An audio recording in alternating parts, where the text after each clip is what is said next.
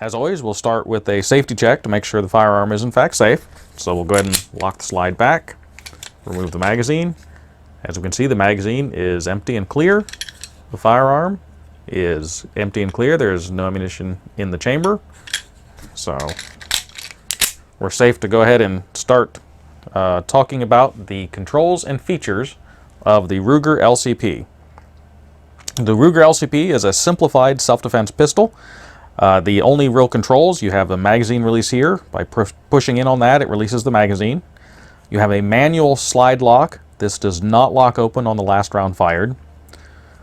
You have a trigger, which is a hybrid double action only trigger. It is a hammer fired firearm. If you notice right here, that's actually the hammer. And when you pull the trigger, see if you can see that, it will pull the hammer back and then release it. Now I say it's a hybrid because once that does that the first time, pulling the trigger again won't do anything. The function of the slide will actually pre-cock the trigger, the springs, even though it's not fully cocked. And as you can see, the hammer is actually now in the at-rest position. However, the hammer springs are partially cocked now from the slide action. So as far as disassembly, we'll first remove the magazine. This is the disassembly pin here, and if you flip it over, you can kind of see there is no provision for pushing it out. The way it works, and you actually just have to kind of rely on it. It doesn't seem right when you first do it. Just push the slide back just a tiny bit, and that's mostly just to kind of disengage the barrel from the pin. And then you want to simply pry up just slightly on that pin, and then you can remove it. Once it's removed, the slide comes off the front of the frame. So the frame itself, we have our hammer there. This is as far as you really want to disassemble this. So as far as cleaning, you'd want to clean the rails on both sides, clean everything out on the inside, give it a light coating of oil to help with operation, and then that's pretty much it with the frame. On the slide, we have our recoil spring.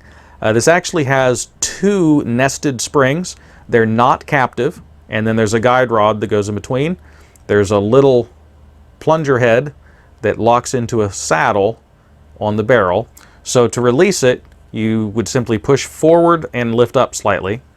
So forward and lift up, and then that releases the spring, so you can set that aside. The barrel achieves lockup via the block that's on the barrel. It locks into the slide, so at this point it's locked. As soon as the slide would start to go back, the pin, if you could envision it, would be right here. When the slide comes back, it pulls the barrel down with that little ramp. That pulls the barrel down and unlocks it, so then the slide could continue to come back. So then you can just remove the barrel. As far as the firearm itself, we have our extractor right there. It is an external extractor. So you'd want to clean the bolt face or breech face. Clean all the rails. Just basically clean everything out. This is really as far as you disassemble this. And I forgot to point out that little protuberance right there is actually the ejector on this. That rides up through this little rail here and would then push on the bottom edge of the cartridge, which would then kick it out of the top when you're firing it. So that's really as far as you'd want to take it apart. You'd want to clean the barrel both inside and out. The feed ramp is integral to the barrel. You want to make sure that's nice and clean. You want to clean the section right here. This is where the pin goes, and utilizing this ramp is what will basically pull the barrel up and down to lock or unlock it from the slide. So reassembly is really just kind of the opposite.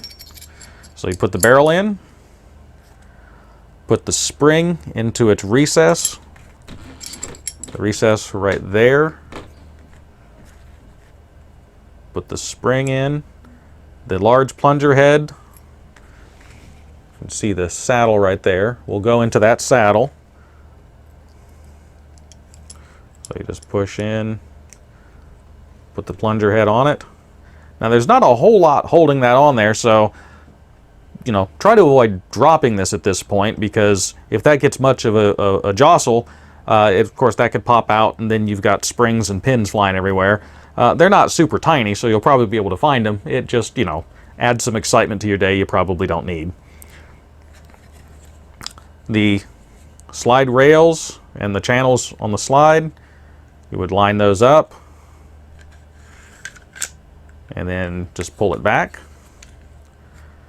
Just push it back slightly. The pin, and if you can kind of see, there's a little spring bar right there. And the way that locks in is on the pin itself, there's a little indentation, goes all the way around the pin, like a little slightly smaller circumference. That spring bar will lock into that pin. So really you just need to kind of tilt it down under there, and then just pull the slide back a slightly bit just to get it unlocked, and then push it in, and then it is reassembled. Function check it to make sure, and we're reassembled.